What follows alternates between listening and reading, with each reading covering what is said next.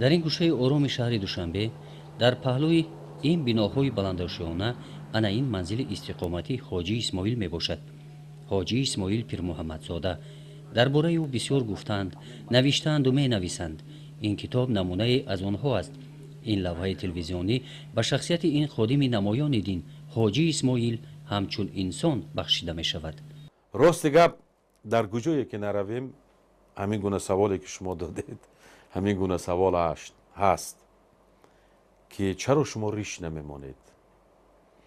خیر به تجارت هم مشغول هستیم، گاه روسیه دیگر جاها می رویم، دبی می رویم می آییم، کاری تجارت هم داریم، غیر کار مسجد ها و درس و تعلیم هم کاری تجارت هم داریم. خب میمانیم ریش را ماندن در کار. باباها که مانده بودند البته میمانیم، لیکن با آدمان ریشدار یک چیز را میگفتم که ریش را از برای خدا بمانند. ریش باید که برای خدا مانده شود.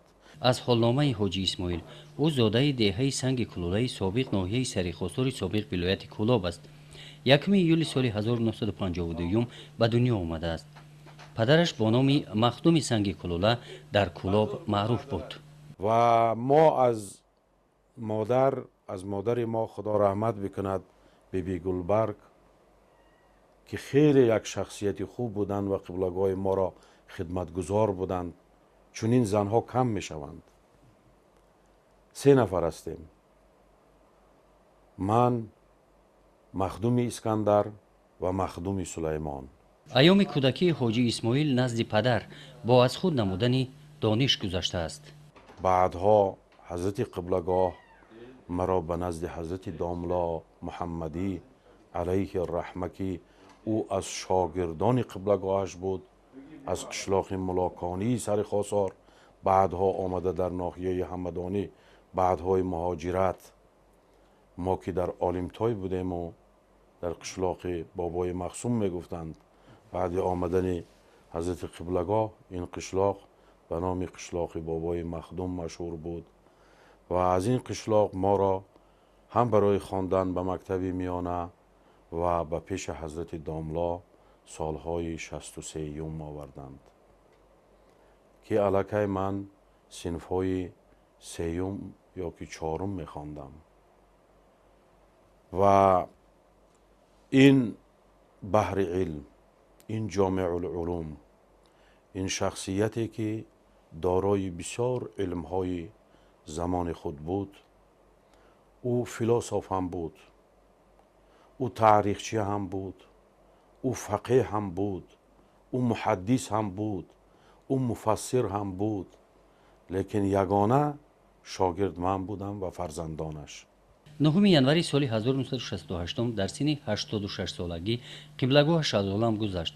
حاجی اسماعیل در آن وقت 16 ساله بود. بعد چند مدت در همین سن سال به خدمت عسکری رفت. از خدمت سال 1970 برگشت.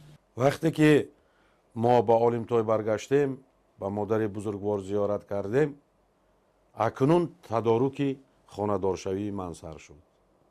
من سال 70 خانه‌دار شدم و خداوند من همین فرزندان را به ما داد و چند فرزند دیگر که عالی زیر پادامن قبلگاه نزد مقبره ایشان مدفون هستند، آنها طفل بودند از دنیا رفتند.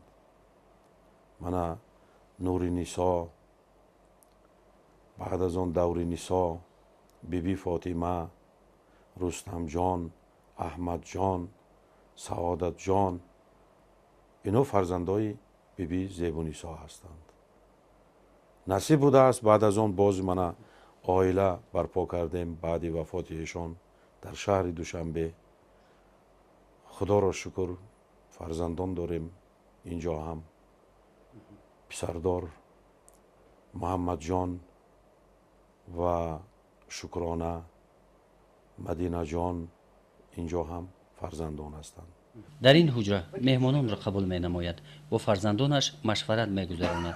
فرزندان در روحیه علم آموزی تربیه یافتند. جگرها خون شود تا یک پسر مثل پدر گردد. و ما تربیه فرزندان را در عائله از دانش اندوزی حتما معلومات مکتبی میانه و معلومات عالی داشتنشان همین خیلی به تربیه فرزندان شروع میکنیم. حاجی اسماعیل امام خطیب مسجد جامع ناحیه سور است. از دوشنبه به حصار می رود. اداره کردن ماشین را در دوره خدمت عسکری از خود نموده است. غیر از علم دینی معلومات حقوقی هم دارد. من 16 ساله بودم مرا به عسکری بردند. من آمدم و باز در همون مکتبی که میخواندم تحصیلم را دوام دادم. صاحب دیپلم شدم باز. بعد از آن اومدیم دانشگاه. او حالت ها دل نووز بود. امتحان ها رو سپاریدیم. در همون شهر کالینین روسیه من همچون حقوق شناس اونیورسیته کالینین را ختم کردم. انا این مسجد جامع ناحیه حصار می باشد. قریب نصف روزی نمازگزاران برای خواندن نماز پیشین به اینجا می آیند. بعد چند دقیقه حاجی اسماعیل به اینجا می رسد. بغیر از امامی حاجی اسماعیل از پی منصب نگشته است. براستی از پی منصب نگشتیم.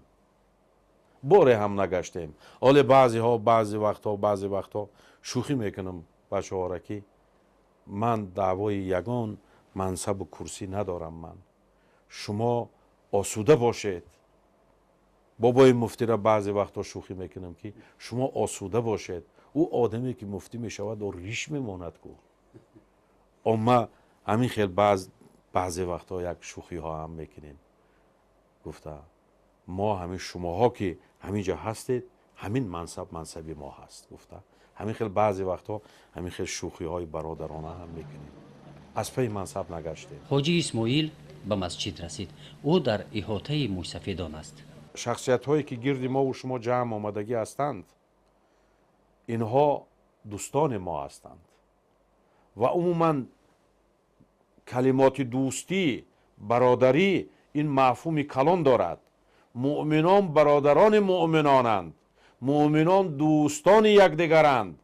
آنچه که برای نفس خودشون دوست بدارند باید که برای برادر مؤمنش دوست بداره. و اکنون از خصلت‌های حاجی اسماعیل. یک خصلت بد انسانی همین است که رسول اکرم صلی الله علیه و سلم بیانات ایمان، اسلام، احسان همه را میکردند و بعد از آن یک گپ گفتند: المسلم من سلیم المسلمون من لسانه و یده. مسلمان شخصی است مسلمانان دیگر به دست وی به زبان وی ضرر نبینند. شکست شیشه دل را مگو صدای نیست که این صدا به قیامت بلند خواهد شد. با او در هر کجا تحفه هدیه می دهند. او باشد تحفه دادن را دوست می دارد. دادن خوبتر است. دادن خوبتر است. رسول الله چی می گفت؟ تحادو تحابو. شما یک چیز هدیه کنید به دوستانتان شما محبتر می شوین. شما دوستتر می شوین. شما یک می بینید حتما دوستان را ببینم اگر می خواهم یک چیز هدیه کنم یک چیز هم ناچیز هم باشد می خواهم که یک چیز دیم. اگر اقلا از پیش همون دستورخان یک غجم انگور گرفته به ایشان پیشکش کردن هم این هم خیلی خیلی اشکال محبت میگویند که تاجیکای ما. طرز لباس پوشی او انا همین خیلی عادی هست. لباس پوشی آدابی خودش دارد. ما عادتا اگر به شرط به عربستان برویم لباس های عربی میپوشیم. چرا که خواهی که نشوی رسوا هم رنگ جماعت شو. لباس هموجه را میپوشیم. اکنون که حاضر زیاده از 80-85 فایز تاجیکستان ما همه لباس ها را میپوشه ما هم رنگ جماعت هستیم. خودم انتخاب میکنم. راستش را بگویم خودم لباس نمیخرم. برادران چون دعوت میشویم لباس هدیه از یک جا می آیند لباس هدیه با من همون لباس های زیادی را به دیگر کسا هدیه میکنم. راست گپ او دوستانی زیاد دارد ولی اندیشه دارد که پیدا نمودن دوستی حقیقی کاری دشوار است. او آدمی که در راه دوست میمیرد اون دیگر است. او سینه‌شو سپر میکند مثل زید ابن ثابت، مثل بلال حبشی که رسول خدا را میزدند به سنگ، اونا خداشون را سپر میکردند. متاسفانه چون این دوستی نیست. به هر حال شکرانه خدا دوستان داریم. دوستان خوب دارم. خیلی دوستان خوب دارم که از ایشان مفخر هستم. این حوله فرزندان در حصار است. در همه جا با فرزندان روزهای عید جمع می آید. باره به عیادت استاد اولوغزاده آمدم. دوستی داشتیم. گاه خبرش می گرفتم. این نویسنده بزرگ بود. این نویسنده حتما بزرگ بود. آمدم زیارتش کردم. فرزندش رفته بود نه آمده بود. دل برداریش کردم. یک چیز گفت از یادم نمی رود.